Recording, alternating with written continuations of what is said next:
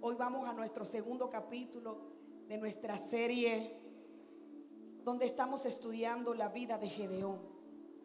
Pero comenzamos el domingo pasado. Si usted no vino el domingo pasado porque estaba de vacaciones, porque estaba viajando, le recomiendo que vea el primer capítulo, que estuvo excelente, aprendiendo muchísimo. Aunque hemos predicado varias veces de Gedeón, créeme que lo que Dios nos está enseñando esta vez lo estamos estudiando minuciosamente con lupa. Tengo que hacerte un pequeño resumen, muy pequeño, porque lo que tenemos hoy es bastante amplio. Tuvimos que entender el domingo pasado el tiempo en el que está Jueces capítulo 6. Y Jueces es el libro que se le conoce como el tiempo oscuro de Israel. Es un tiempo donde el pueblo repetía un ciclo una y otra vez, pecado, esclavitud, clamor, paz, y luego otra vez olvido, luego otra vez pecado, y volvían a lo mismo. Casi 13 veces fue el mismo ciclo que vivieron los de Israel. Y cada vez que ellos se olvidaban de Dios, se levantaban los enemigos, los oprimían. Jueces capítulo 6, venimos de un tiempo de 7 años de opresión de parte de un ejército muy malvado llamado los madianitas. Aunque habían otros que los atacaban, pero los peores eran los madianitas. Los madianitas era familia cercana, y dijimos pues que los ataques más fuertes siempre vendrán de la gente menos esperada, de la familia, de los mejores amigos, incluso de los hermanos de la fe. Ellos eran familia lejana, era hijo de Abraham con Cetura, y cuando ellos crecieron y se vieron poderosos, estaban atacando a su propia familia, a una propia familia que se habían hecho cuevas. El domingo pasado hablábamos de las cuevas, incluso las cuevas espirituales. Ellos entraron a esa nación como libertadores y conquistadores. Entraron a una tierra que Dios se las había entregado. Pero ahora en Jueces 6 ellos están escondidos llenos de temor. Y estuvimos hablando de que lo primero que hablamos fue la pérdida de identidad de los de Israel. Perdieron la identidad, porque ahora estaban llenos de temor, estaban llenos de miedo y estaban escondidos. Pasó 1 año, 2 años, 3 años, 4 años, 5 años, 6 años. Y sabes que para el ser humano es tan fácil acomodarse a la crisis y llegar a pensar que ya no hay escapatoria, que ya no hay nada que hacer. Entonces nos acomodamos a la crisis. Dios nunca quiere que nosotros nos acomodemos a la crisis. Y este pueblo estaba acostumbrado a esconderse, a hacerse lugares fortificados. Cuando ellos entraron ahí a poseer, porque Dios les había entregado esa tierra. Pero en medio de todo esto, al 7º año es que ellos vienen a clamar. ¿Por qué no clamaron antes? Porque muchas veces la reacción del ser humano es buscar ayuda por cualquier parte, menos la ayuda de Dios. ¿Sabes tú si depende de Dios o no? Entonces tendrás que evaluar tu reacción en medio de la crisis. ¿Cuál es la primera persona que tú llamas cuando estás en crisis? ¿Será tu pastor, tu líder, tu guía espiritual, a tu jefe, a tu cónyuge, a tus padres? Cuando la primera reacción de un hijo de Dios en medio de la crisis es orar. Pero para este pueblo fue la última opción. ¿Sabes por qué? Porque hasta cuando yo leo el versículo que dice que mientras los de Madián habían causado que los de Israel estaban pobres, ¿cómo? En gran manera, fue cuando ellos vinieron a clamar. Cuando ya habían agotado sus recursos, fue cuando ellos empezaron a clamar. Hay un serio problema con los cristianos de hoy, y es que le han restado valor a la oración y al ayuno. Pero la oración y el ayuno no han pasado de moda, no han caducado. Entonces ellos al 7º año, estoy resumiendo lo del domingo pasado, se supone que si tú clamas para que Dios venga a libertar a la nación de un ejército malvado como los madianitas, oye, yo estoy esperando que Dios por lo menos haga lo que hizo con Elías, que mande un carro de fuego, que mande ángeles, que mande rayos y lo destruya. Pero resulta que cuando ellos claman, Jehová responde, pero no responde de la manera que ellos esperaban, porque lo primero que hace Dios es que Dios les envía a un profeta. Y hablar de un profeta es hablar de palabra de Dios. ¿Alguien está aquí? Y usted tiene que saber que mientras haya palabra de Dios hay esperanza. El pueblo no tenía palabra de Dios por 7 años. Ellos claman y Dios les envía un profeta. Ahora, en la antigüedad los profetas se colocaban en las plazas de las ciudades y empezó a proclamar. Mira, yo cuando estoy en un problema, yo no quiero que nadie me venga a dar un sermón. Yo quiero que la gente venga, me abrace, me dé palabras, me dé toquecitos en el hombro. Pero Dios no siempre actúa de la misma forma. Dios envía a un profeta y públicamente empieza a decirles, a recordarles a ellos, porque dice que el profeta de Dios empezó a recordarle quién era Dios para ellos. Antes de que Jehová le diera palabra de lo que Dios iba a hacer, Dios les vino a recordar lo que ellos habían hecho. A nadie le gusta que le estén echando las cosas en cara, pero a veces hay gente que es necesario que se le recuerde lo que uno hizo. Anda, ¿hay alguien aquí? Y hablábamos que a la gente se le olvidan los 99 sí, pero van a recordar siempre el un no que tú le diste.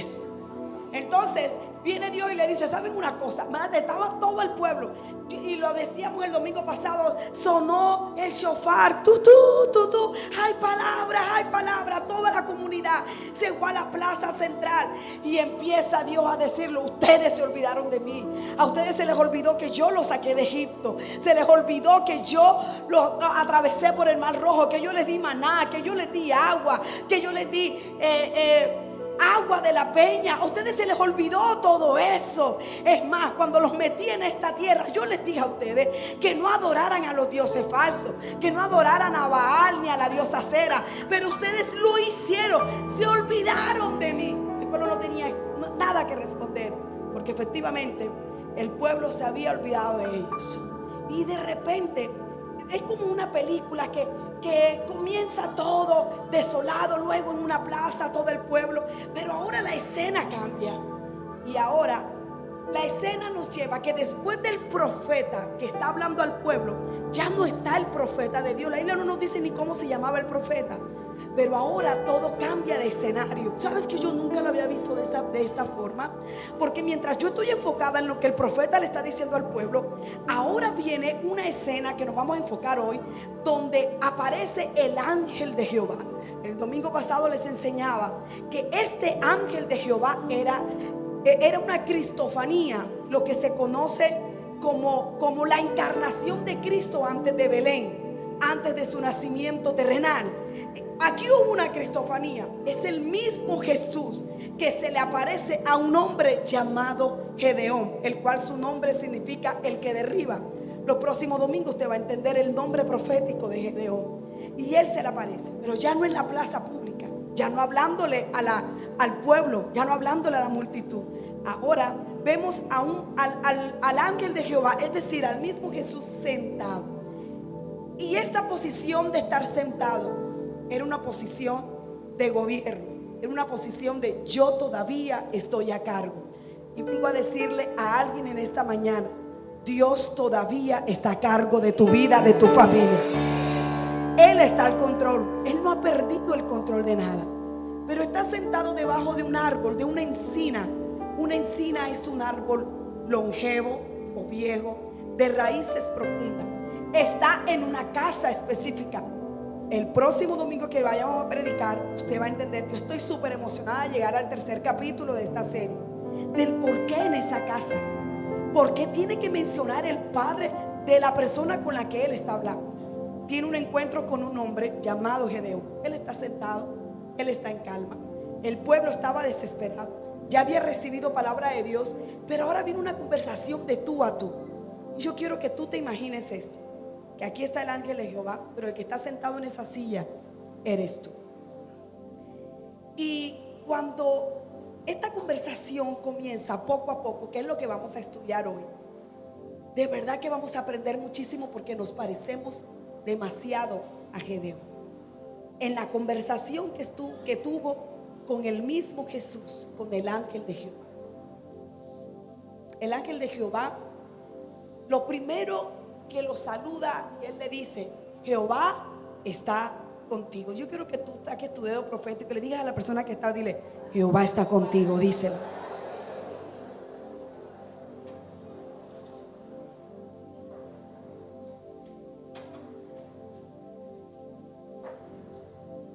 y es con esto comenzamos y con esto terminamos. Jehová está contigo. Y quiero que sepas que cuando Él le dice Jehová está contigo, pero un momentito, otra vez se me perdió esto. Jehová está contigo y le dice varón esforzado y valiente. Él, por eso a este episodio yo le he llamado Dios ve lo que tú todavía no ves. Porque el llamado de Dios nunca comienza con lo que nuestros ojos ven, sino con lo que ya Él vio de nosotros hoy, mañana, pasado mañana y el resto de nuestra existencia. Punto número 1. Dios te llama por lo que serás y no por lo que pareces ser hoy. Voy a repetirlo. Dios te llama por quien serás y no por quien pareces ser hoy. Jueces 6:12 dice: y el ángel de Jehová se le apareció y le dijo: Jehová está contigo, varón esforzado y valiente. Qué cosa tan irónica esta. Le dice valiente y esforzado precisamente al que está escondido. El domingo pasado explicábamos por qué estaba escondido. Estaba en el lagar. Él ha debido estar en la era. Pero el escritor de Jueces nos dice que estaba en el lagar trillando el trigo, haciendo lo correcto en el lugar incorrecto. Porque el lagar fue diseñado para pisar uvas, no para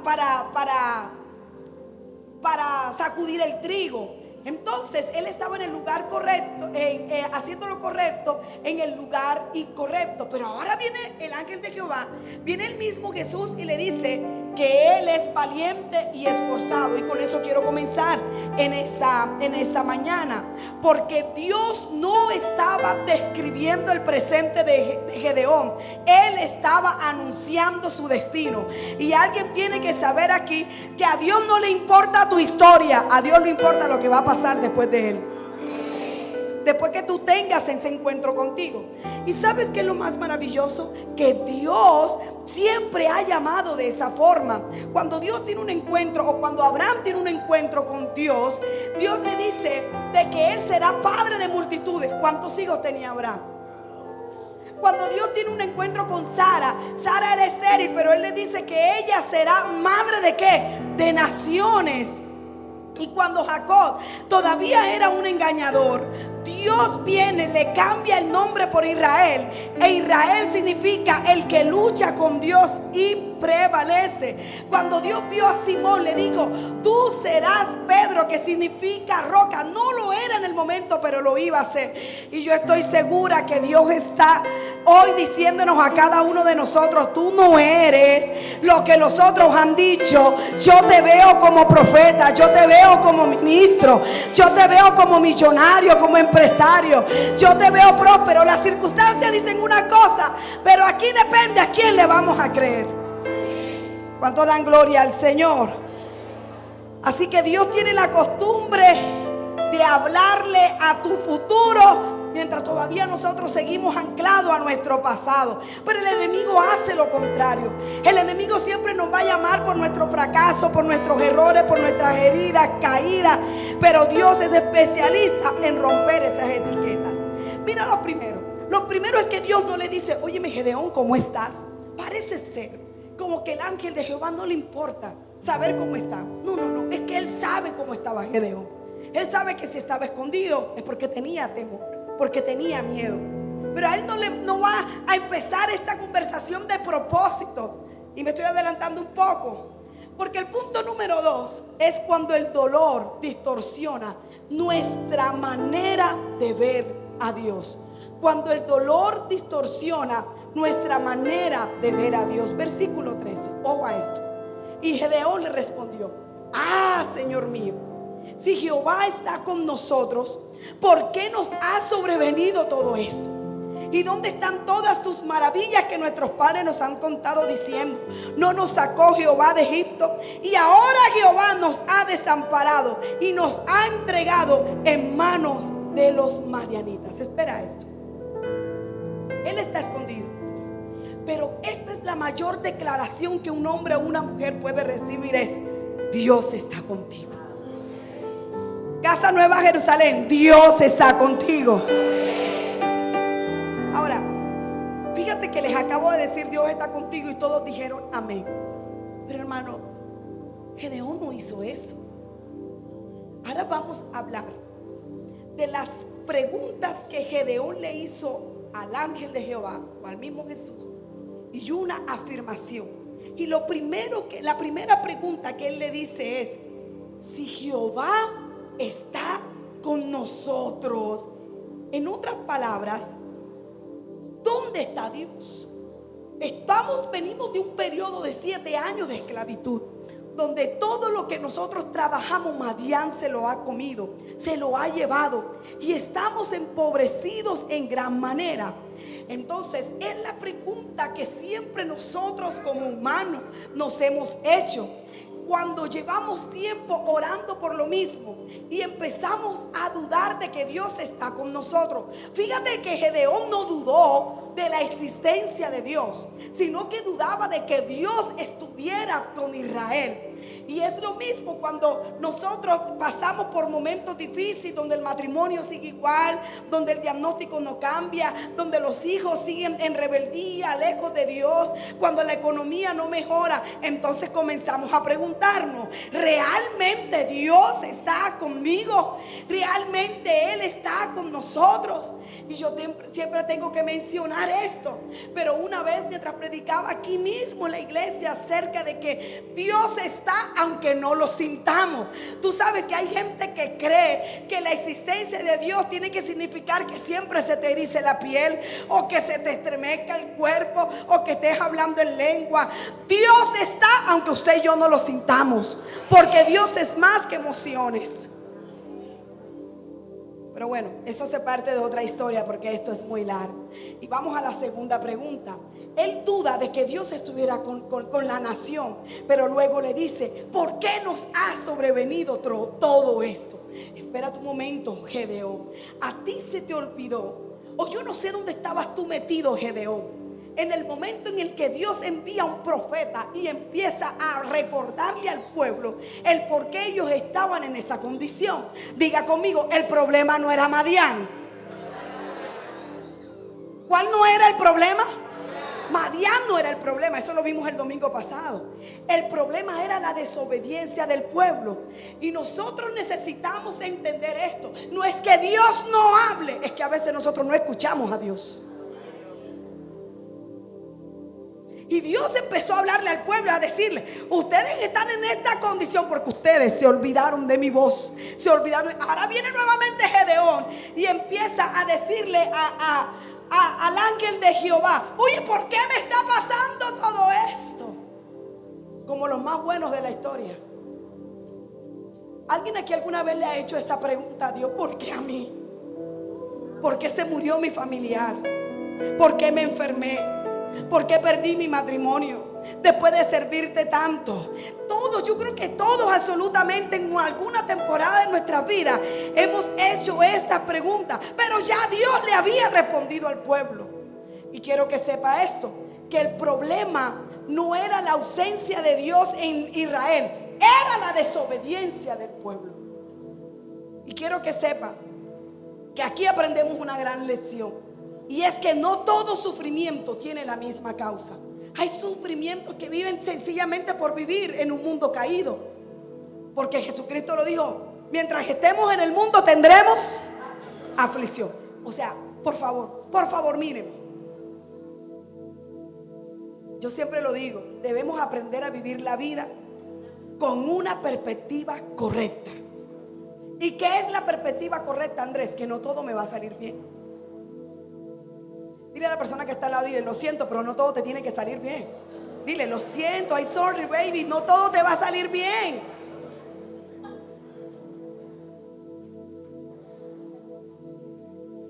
Esas son las consecuencias de vivir en un mundo caído.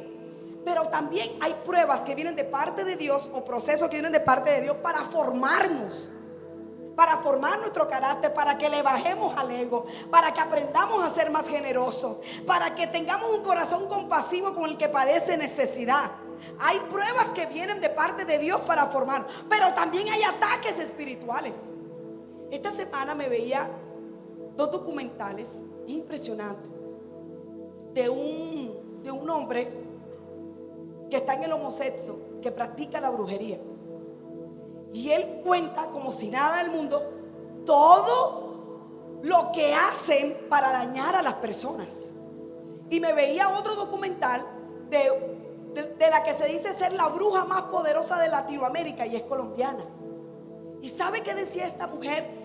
Que ella en una semana podía hacerse 100 millones de pesos haciendo amarres, haciendo de cuanta cosa, y con la maldad es tremenda. Y ella dice que la mejor hora para lanzar esa brujería es a las 3 de la mañana. La pregunta es: ¿a cuánto Dios despierta a las 3 de la mañana para orar? Si a usted nunca lo despierta Dios, póngase las pilas, porque las 3 de la mañana es la hora de los brujos, pero también es la hora en la que el pueblo de Dios tiene que clamar, porque ningún brujo tiene más poder que el poder de Dios. ¿Amén o no amén, iglesia? Y mira esto. También hay ataques espirituales. Gente que porque sí, porque tú le caes mal y le pagan un brujo para que te enferme, para que se te caiga el pelo. Claro que sí. Para que tu hogar se destruya, para que tu economía no fluya, para que tu empresa. Hay ataques espirituales, pero por favor, también hay consecuencias de nuestras propias decisiones. Entonces todo no lo podemos echar en la misma bolsa. Tenemos que aprender a diferenciar por qué nos está pasando lo que nos está pasando en el día de hoy. Entonces le echamos la culpa al enemigo por la pobreza, por la ruina. No somos fieles a Dios en nuestras finanzas y tampoco somos buenos administradores. ¿Qué culpa tiene Dios? A su nombre. Viene la tercera pregunta. Y la tercera pregunta es: ¿dónde están todas las maravillas que nos contaron nuestros padres? Mírenme, por favor. Esto a mí me conmueve. Me conmueve porque yo veo algo lindo aquí. Y es que Gedeón había conocido de parte de la boca de sus propios padres la historia de la nación. No podían leerle la Biblia, no existía como hoy. Pero para los judíos era muy importante la tradición oral de generación a generación. Y los papás de esta generación les habían contado a ellos cuántos años pasaron en Egipto. Les habían contado a ellos cómo Dios los sacó de la esclavitud con las plagas. Les habían contado a ellos cómo Dios los atravesó el mar rojo de maná. Ellos sabían todo. Pero Gedeón hasta el día de hoy solamente había escuchado los testimonios de sus padres, pero no había experimentado sus propios testimonios. Y yo sé que hay gente aquí que se le ha pasado celebrando los testimonios de otros, pero Dios quiere que tú empieces a celebrar tus propios testimonios y tus propias victorias. Escúchame esto. El primer milagro de provisión que yo experimenté fue cuando comencé a pastorear esta iglesia. Y necesito contarte, algunos ya lo saben, pero en realidad yo vine a conocer de escasez y de pobreza, lamentablemente, siendo pastor. Porque en casa yo lo tenía todo. Y cuando salí de casa salí a hacer plata con los negocios. Pero Dios me llama de las orejas y yo acepto el desafío de pastorear. No porque quería de verdad, Dios lo sabe. Yo no quería ser pastor. Igual yo en mi casa lo tenía todo. Hasta sin pedir, mi papá me lo daba todo. Es decir, mi papá era mi proveedor. Y cuando yo comienzo a pastorear, la economía era una cosa loca en mi vida. Después de vender zapatos, yo no tenía zapatos. Tenía que montarme a predicar con zapatos prestados. Dios me enseñó a mandar a hacer ropa. O sea, era una cosa loca todo. Pero el día que yo vi el milagro de provisión marcó mi vida para siempre. Y te cuento el testimonio con todos los detalles, porque no se me puede olvidar. Se me podrán olvidar algunos otros testimonios después de ese día, pero ese no se me va a olvidar. Porque yo no sabía, ni siquiera imaginaba que era normal que la gente un día amaneciera sin plata para desayunar. Y lo que tampoco sabía era que el día que tú no tenías plata para comer era el día que más hambre te daba. ¿Ah? ¿A cuánto les ha pasado así? Oye, la nevera está llena y nada te provoca. Pero cuando no hay nada que comer, hasta el tomate te sabe rico. Bueno, esa mañana yo amanecí sin una moneda de 500 para comer. Y yo estoy real. Yo estoy viviendo esto. Y yo me levanté de la cama con esa hambre. En realidad yo casi todos los días, casi no, todos los días yo me levanto con un hambre. A la hora que yo me levante, lo primero que quiero hacer es comer. Y ese día yo tenía esa hambre. Yo vivía aquí, en ese espaciecito que usted ve ahí. En un cuartico vivía yo. Ahí tenía cama, closet, tenía todo en un cuartico. Los hermanos que vienen conmigo desde hace años saben que yo estoy hablando verdad. Vivía en ese cuartico. Y yo me desperté. Y yo le dije al Señor: no voy a llamar a nadie. Porque era cuestión de llamar a mi papá, a mi mamá, a mis hermanos, o a cualquiera de los pocos hermanos de la iglesia, porque apenas estábamos comenzando. Y mírame, por favor. Mira esto. Yo recuerdo que yo me levanté, yo le dije a Dios: no voy a llamar a nadie, porque si tú me metiste en esta, tú me sacas. Y yo recuerdo que yo empecé a barrer el auditorio, el pequeño auditorio que teníamos. Empecé a limpiar, cuando de repente tocan la puerta. Temprano, hermano, 8 de la mañana quizás. Cuando yo abro la puerta era Anthony, el hijo de la hermana Mónica. ¿Dónde está la hermana Mónica? Allá vino al primer servicio. Y el hermano de Rosy. Y cuando yo abro la puerta: mi amor, ¿qué haces aquí tan temprano? Me dice: Paz, te vine a traer una primicia. Traía un billete de 2,000 en la mano. Mira, hermano, yo vi ese billete de 2,000 como de a 100,000. Y él me dijo: esto es para usted. Entró, yo quería que se fuera rápido, oré por él y se fue. Fui y me compré mi desayuno. Cuando yo desayuné, yo miré al cielo y le dije al Señor: falta el almuerzo.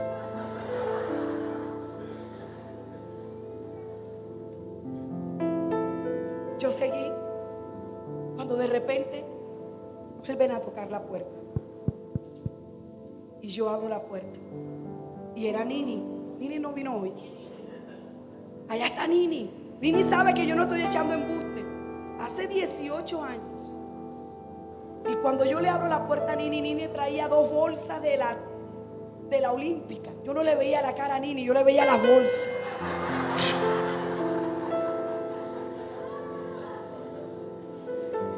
Ella entra, de estos laditos estaba la cocina.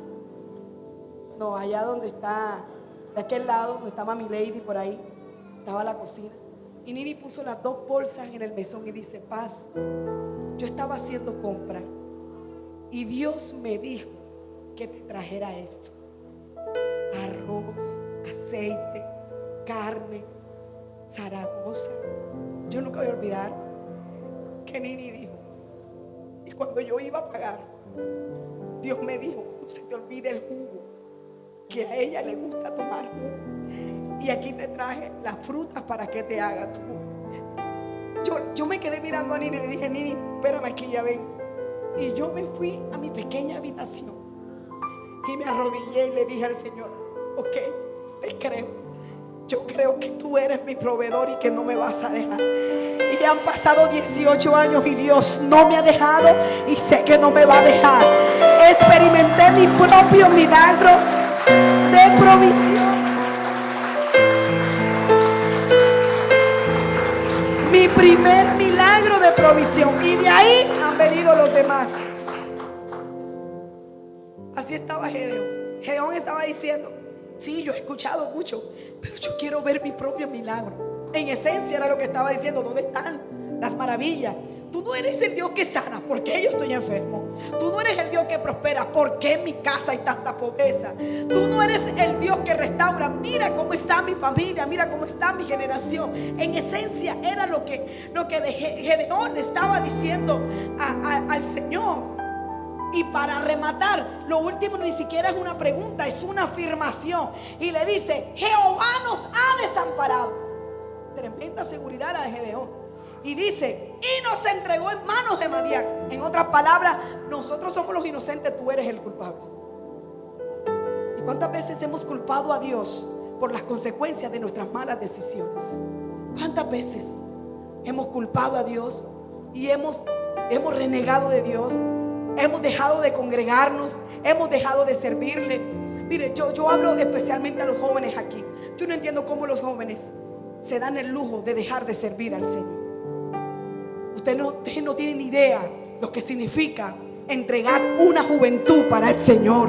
Cuando tú todo lo haces con amor, con pasión para Dios, créeme que los días venideros serán días gloriosos, porque Dios paga y paga bien.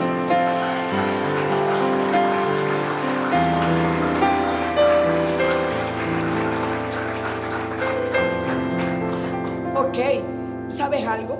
Si yo fuera Dios, si yo fuera Jesús, yo le hubiese dicho a Gedeón: mira, deja de cuestionar a Dios. Yo le hubiese dicho a Gedeón: ay, tan lindo el inocente, no sabe por qué está pasando lo que está pasando. Eso hubiese hecho yo en mi humanidad. Le hubiese dicho: falto de fe. Le hubiese dicho: oye, ya, cierra la boca, cállate, deja de renegar. Pero ¿sabe qué? A Dios no le asustan nuestras preguntas. A Dios no le asusta lo que nosotros le decimos. Si hay alguien con el que tenemos que quejarnos, es con Dios. A quien tenemos que hacerle preguntas es a Él. Pero ¿sabes qué? El problema aquí en esta conversación es que Dios no está interesado en responderle las preguntas a Gedeón. A mí me hubiese encantado que Dios me hubiera respondido por lo menos una de las miles de preguntas. Es más, al crecer, al madurar, al desarrollar el carácter que tengo hoy en día, cambió esto. Pero yo le decía al Señor, yo decía: el día que yo me encuentre contigo cara a cara, tú me vas a tener que explicar tantas cosas. No, ya no. Ya no. Es más, te voy a decir algo. Yo estoy segura que el día que nosotros estemos cara a cara con Él, se nos va a olvidar todo lo que hemos vivido aquí.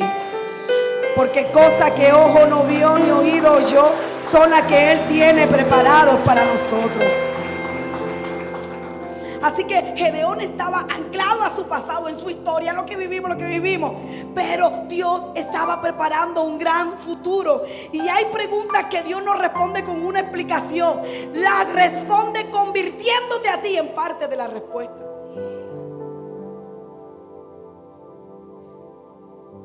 Punto número 3.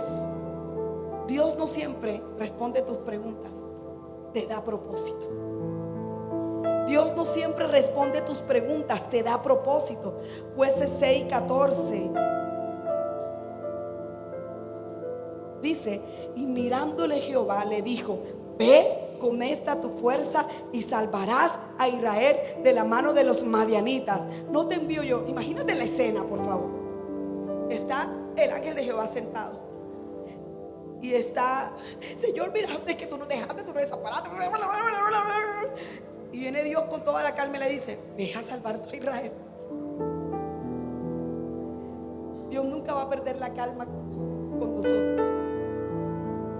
Somos nosotros los que perdemos la calma y los que nos desesperamos y sacamos 1000 conclusiones. Y dice Dios: ey. Ves a salvar tú a Israel. Conecta tu fuerza, ¿ves? Gedeón quería explicaciones. Dios le está entregando propósito. Y le voy a decir algo a las personas que están pasando por momentos difíciles. Hoy no lo vas a entender,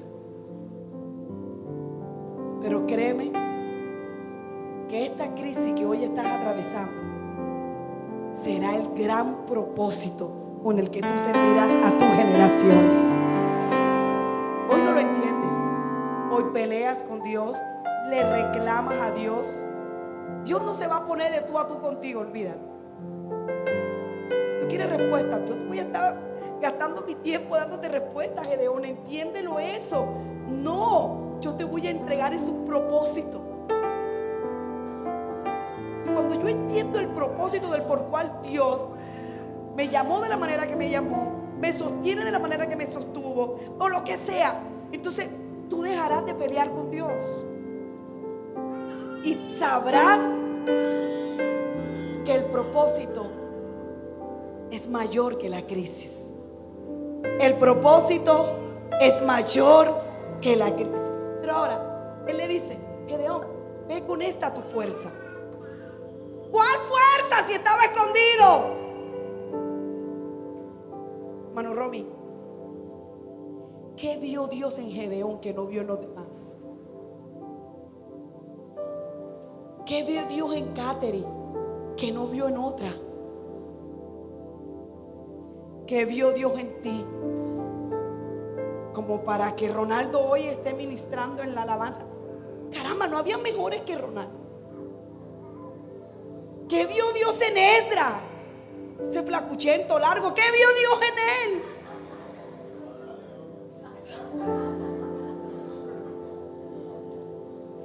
¿Sabes qué vio Dios en Gedeón?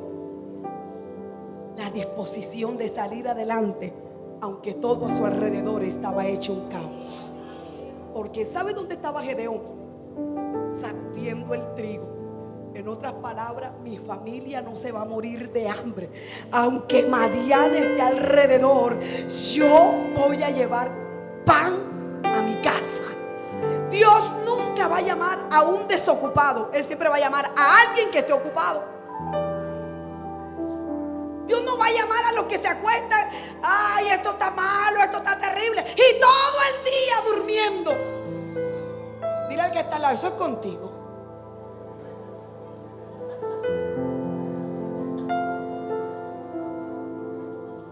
¿Sabes a quién va a llamar Dios? A los que se levantan todos los días, aunque le duela hoy una cosa, mañana otra, pero están diciendo: yo voy a salir adelante, porque yo reconozco que en algún momento mi historia puede cambiar. Aplauda a Dios y va a aplaudir.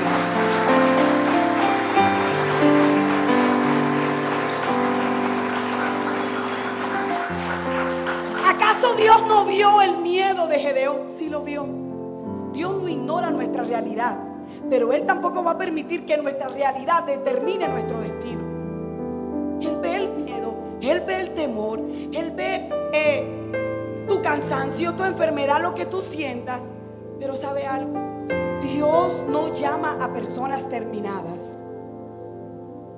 Él las termina mientras caminamos con Él. Tú no ves que hay gente que dice: no, yo no me bautizo porque yo todavía tengo muchas cosas que cambiar. En otras palabras, tú estás diciéndole a Dios: deja que yo mismo me cambio, no te necesito. Yo todavía tengo muchas cosas que dejar.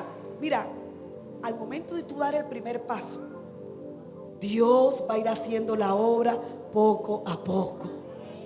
¿Amén o no amén? Poco a poco. Pregúntale al que está al lado: ¿ya te bautizaste? Y si te dice que no, dale un jalón de oreja, por favor.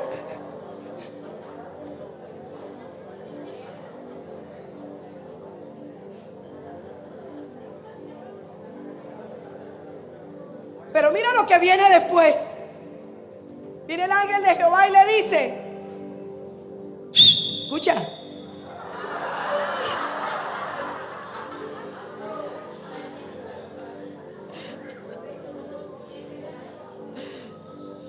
Mira la seguridad con la que Dios le habla a Gedeón. Le dice: tú vas a salvar a Israel. ¡Qué seguridad! En otras palabras, Dios a alguien le vino a decir: el cambio de tu casa vendrá por medio de ti. Oye, qué seguridad. Oye, Dios está creyendo en mí. ¿Tú te has preguntado eso? Dios está creyendo en mí, que me trajo a sus pies, me trajo a su casa, que me llamó, que me dio un liderazgo, que me colocó a servir. Dios está creyendo en mí. Y Él le dice: tú salvarás a Israel. Tú lo vas a salvar. Pero ahora pasamos de las preguntas a las excusas. ¿Cuántos cabezones habemos aquí como Gedeón? Porque Tania, ahora ya no son preguntas, ahora vienen las excusas. Tú salvarás. O sea, por donde el ángel se le metiera, Gedeón tenía algo que decir. Entonces comienzan las preguntas, las excusas de Gedeón. Y eso lo vemos en el punto número 4. El mayor gigante no era Madián, era la identidad rota de Gedeón. Y la primera excusa que le coloca es que mi familia es pobre. Tú sabes que nosotros estamos peleando para que los hijos de Dios saquen la mentalidad de pobreza que tienen. Usted y yo no somos pobres, porque Jesucristo dijo: yo me hice pobre para que ¿qué? Para que ustedes fueran ricos. Levanten la mano los ricos y millonarios de esta casa. Yo levanto las dos manos, las piernas, todo. Pastora, pero todavía no los tengo. Todavía. Es que mi familia es pobre, insignificante, débil, sin influencia. En otras palabras, escogiste a la familia equivocada. Dios no se equivocó con traerte a sus pies. Dios no se equivocó con traerte a sus pies. Y hay mucha gente que sigue creyendo de que es con tus recursos. No es con tus recursos. Mira, cuando yo comencé a pastorear, después de tenerlo todo, bastó un mes para perderlo todo. En un mes. Un mes para perder casas, apartamentos, carros, negocios, todo. Un mes. Y cuando a mí me llaman a pastorar, me llama la pastora Denis y me dice: mira, Sari, que el apóstol que te va a entregar una iglesia. Yo me le reí. Me dije: ¿estás loca? Sí, Sari, en serio. No, yo estoy pasando el momento más difícil de mi vida en economía. Tú estás loca. ¿Por qué Dios no me llamó cuando tenía los millones? Me va a llamar ahora que estoy limpia. Porque no se trata de tus recursos, se trata de los recursos de Dios. ¿Sabes por qué? Porque Dios no está dispuesto a compartir su gloria con nadie. Porque yo he podido decir: esto lo construí yo con mi plata, con mi dinero, con mis negocios. Dice Dios: no, mi hijita, no se trata de ti, se trata de Dios. Y lo segundo que Él le dice: además yo pertenezco a la tribu más pequeñita de Israel. Somos los de Manasés.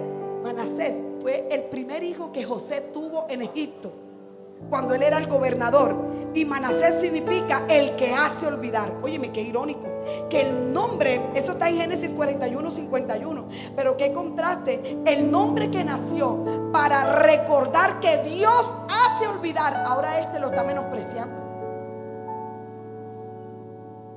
Y lo tercero que le dice es: además yo soy el menor de mi casa. Porque ellos sabían que solo los primogénitos recibían herencia, liderazgo, autoridad, reconocimiento. Y el menor significaba crecer detrás de alguien más. Y él decía: o sea, soy pobre, soy de la tribu más pequeña, y además no soy el mayor, no tengo primogenitura. Y aunque Dios nunca dijo que eso era un problema, Gedeón sí vio que era un problema. Mira, ya si hay gente agarrándose de todo para no servir a Dios, agarrándose de todo para soltar el llamado, para soltar el ministerio. Cuando yo te decía que el dolor viene a distorsionar la imagen que tenemos de Dios, ¿sabes por qué Gedeón hablaba como hablaba? Porque su mirada estaba enfocada en la crisis y no en Jehová de los ejércitos. Esta mañana ponía el ejemplo de Luisa. Luisa llegó a la iglesia cuando tenía 7 años, hoy tiene 20. Yo conozco a Luisa, conozco que es una chica amorosa, es una chica que le encanta servir a Dios. Pero si alguien viene a mí, o su líder Johanna lo colocaba en esta mañana, si alguien viene a mí y me habla mal de Luisa, ¿qué puede pasar con la imagen que yo tengo de Luisa? ¿Se puede qué? Distorsionar. Si hay algo que le hemos enseñado al liderazgo, es que toda historia tiene 2 versiones y que nosotros debemos aprender a escuchar ambas versiones. Mira esto. Gedeón tenía una imagen distorsionada de Dios. ¿Sabes por qué? Porque muchas veces nosotros queremos juzgar a Dios según las emociones del momento.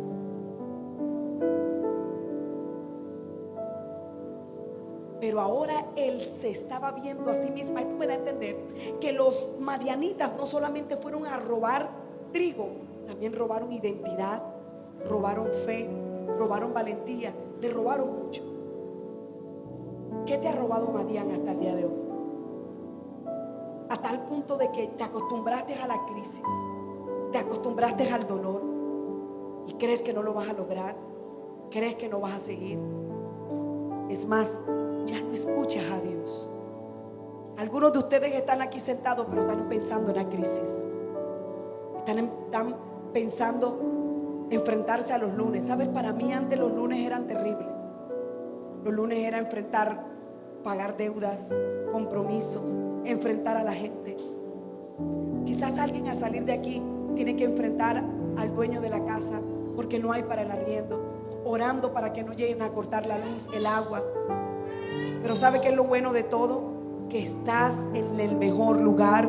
Y mientras Dios tenga una palabra para ti, esa palabra puede producir un milagro sobrenatural. Y hoy se desatan los milagros sobrenaturales sobre todo el que vino en esta mañana. ¿Sabes qué? Pero Dios no va a discutir tus excusas. Ya voy a terminar. Dios nunca va a discutir tus excusas. Él no se puso de tú a tú con Gedeón. Él no va a discutir tus excusas. ¿Sabes por qué? Porque mientras el humanismo te enseña algo, tú puedes, tú eres capaz. Los hijos de Dios no podemos hablar de esa manera. Es decir, todo lo puedo ¿en quién? Eso declara que no se trata de nuestras fuerzas, se trata de Dios. Porque el último punto, con esto quiero cerrar, es que la diferencia nunca fue Gedeón, siempre fue la presencia. Siempre fue la presencia. Jehová le dijo: yo estaré contigo y derrotarás a los madianitas como un solo hombre. Qué locura, Dios. ¿Qué es lo que tú me estás diciendo? Y con la serenidad. Oye, ves, tú te estás quejando que Colombia, que la nación, que el gobierno. ¿Ves tú? Señor, que yo soy pobre, Señor, que soy el último, Señor, que esto. Yo voy a estar contigo. La diferencia es la presencia. Dios le dijo a Moisés: yo estaré contigo. Se murió Moisés, se levantó Josué. Josué, como estuve con Moisés, estaré contigo. Y en Mateo capítulo 28, que es el pasaje de la gran comisión, levante su mano derecha, recíbalo, créalo. Yo estaré contigo todos los días de tu vida. Alguien tiene que saber que usted no camina solo, que Dios está contigo. Yo estaré contigo. La diferencia es la presencia.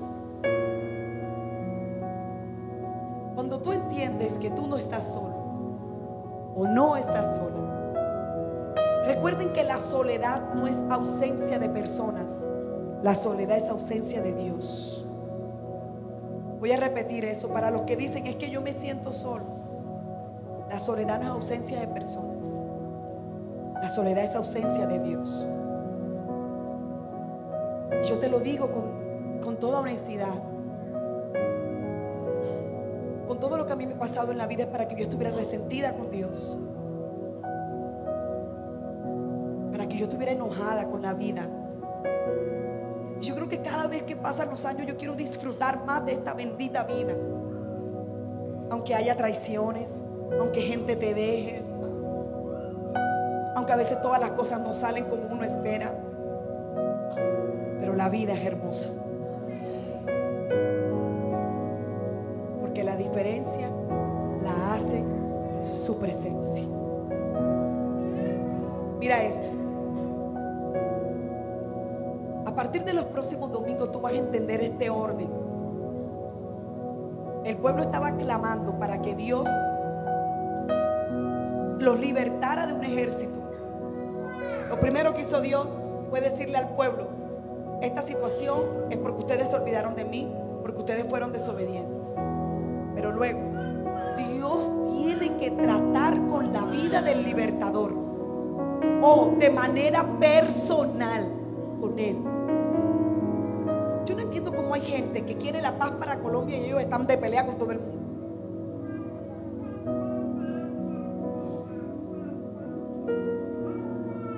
Pero luego, escucha esto, eso lo vamos a ver el próximo domingo.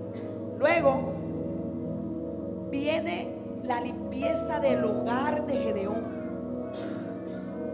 de su papá. Primero Gedeón, luego su casa, luego su ciudad y por último la nación. ¿Ya viste el orden? Dios no puede traer paz a una nación si en el centro de la familia no hay paz. ¿Alguien me está escuchando? Yo le decía el miércoles que comenzamos la serie de mitos y verdades. La gente que menos da es la que más habla. Hicimos una campaña para ayudar a unos pastores en pleno centro de Caracas. Gloria a Dios por los mismos que siempre dan. De a 10,000, de a 15,000, de a 20,000. La mejor manera de nosotros ayudar a Venezuela es ayudando, proveyendo para ellos.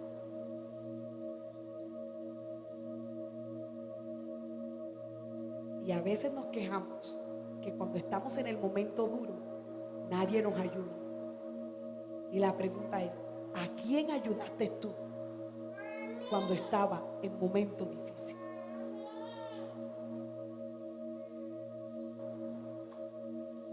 No se trata de ti, Gedeón. Se trata de quien está contigo. Esa conversación de tú a tú, hay algo con lo que quiero cerrar. Y es que dice que el ángel de Jehová miró a Gedeón. Oye, si estaban hablando. Pero el escritor de Jueces tiene que aclarar que hubo una mirada que lo cambió todo. ¿Sabes cuál fue esa mirada? La misma mirada que Jesús le hizo a Pedro cuando lo negó por tercera vez. Y dice la Biblia que Jesús miró a Pedro. ¿Cómo sería esa mirada? Que Pedro salió del patio donde estaba y lloró amargamente. Esa mirada de Jesús no fue para condenarlo ni para juzgarlo, sino para decirle: me fallaste, pero todavía te amo. Yo no sé por lo que la iglesia pueda estar pasando en el día de hoy. Lo que sí sé es que su promesa sigue vigente. Y es que cuando salgas de aquí tienes que caminar con la certeza de que Dios está contigo. Y que Dios está con tu casa, con tu familia, con tu generación, con todo lo que tienes, con tu negocio, con tu empresa. Viva lo que viva nuestra ciudad o nuestra nación, no tengas miedo de emprender, porque Jehová está contigo.